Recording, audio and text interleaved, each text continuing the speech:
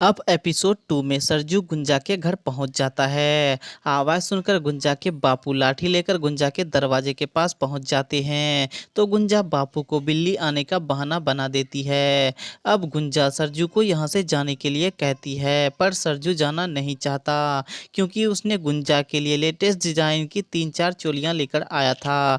अब गुंजा कपड़े देखकर काफी खुश हो जाती है। सरजू सारा चोली गुंजा को दे देता है, पर गुंजा फ्री में लेना नहीं चाहती थी। वह सरजू को पैसे देने लगती है, पर सरजू पैसे नहीं लेता क्योंकि वह गुंजा से बहुत प्यार करता है। अब सरजू चोली के बदले गुंजा से एक किस मांगता है, पर गुंजा ये कहकर मना कर देती है कि रात बहुत हो चुकी है, बापू जगे हुए हैं, अगले रात को वो 10 बजे आए। अब सरजू ये सुनकर काफी खुश हो जाता है और वो वहां से चला जाता है। अगले सीन में हम मालती को देखते हैं जो कपड़े सुखाने छत पर जाती है, जहां पर प्रकाश कसरत कर रहा होता है और मालती कपड़े रस्सी पर देने के साथ साथ वह प्रकाश को भी देख रही होती है क्योंकि मालती के पति काफी समय से घर से बाहर है और मालती पति के न होने की वजह से काफी प्यासी थी। अब वह प्रकाश के पास आती है और प्रकाश से कहती है, आप जल्दी से शादी कर लो, आप इतना काम करके आते हो, लेट खाना खाते हो और लेट सो जाते हो,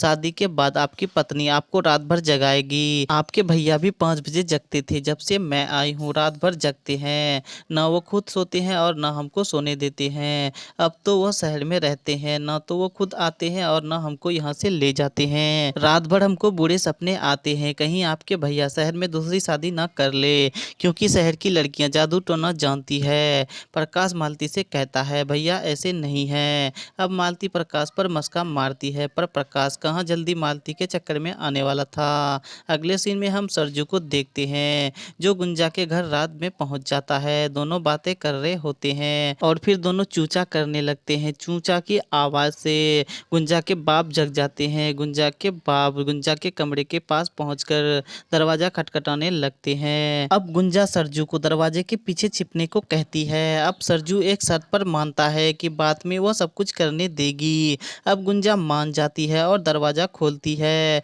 तो गुंजा फिर से बापू को घुमा देती है। अब सरजू वादे के मुताबिक गुंजा के साथ रोमांस करने लगता है।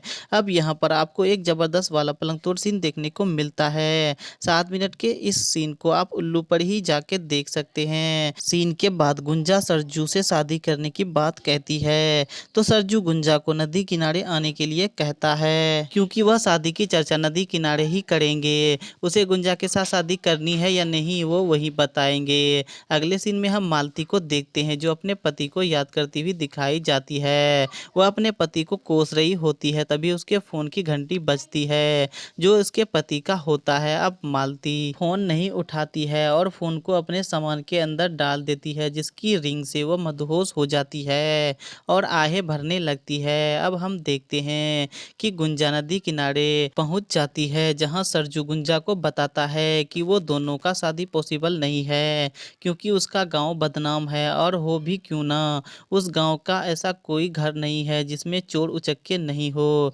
एक जेल से आता है और दूसरा चला जाता है। और संजू गुंजा से कहता है, भला कोई शरीफ घर का आदमी अपनी बेटी का हाथ चोर और बदनाम आदमी को कैसे देगा, इसी खातिर हम दोनों का एक होना पॉसिबल ही नहीं है। अब गुंजा सरजू से कहती है, मेरा बाप ऐसा नहीं है, वो हम दोनों के प्यार को समझेंगे, अगर फिर भी नहीं माने तो हम यहाँ से भाग जाएंगे और शहर में अपनी ज़िंदगी एक नए सिरे से स्टार्ट करेंगे। अब ये सुनकर सरजू गुंजा को गले लगा लेता है। अगले सीन में हम देखते हैं कि सरजू काफ़ी गुस्सा है क्योंकि वह गुंजा से शादी नहीं करना चाहता, वो सिर्फ और सिर्फ गुंजा के जिस्म से प्यार करता है। अब सरजू का दोस्त गोथी दोनों का ब्रेकअप कराने का एक प्लान सोचता है। वो सरजू से कहता है कि वह गुंजा को यहाँ बुला लाए, बाकी काम हम पर छोड़ दे। यहीं पर एपिसोड 2 समाप्त हो जाती है। आगे की स्टोरी के लिए आप हमारे चैनल फैंटेसी फॉर यू को सब्सक्राइब करें।